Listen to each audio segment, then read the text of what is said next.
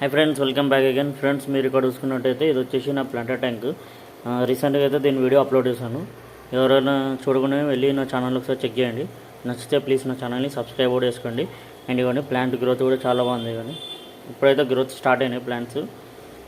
ఇవ్వండి, ఇక్కడ రొట్టెలో ఉంది. అండ్ ఇక్కడ నిన్ననే కొత్త ప్లాంట్స్ అయితే తెచ్చుకున్నాను, ఇవి రెండు.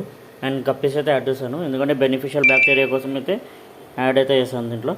ఇవ్వండి, నేనైతే ఈ ఫర్టిలైజర్ అయితే యూజ్ చేస్తున్నాను నా ప్లాంటర్ ట్యాంక్కి. ఇవ్వండి, ఈ 3 ఫర్టిలైజర్స్. అండ్ ఇది వచ్చేసి నా CO2 ట్యాంకు.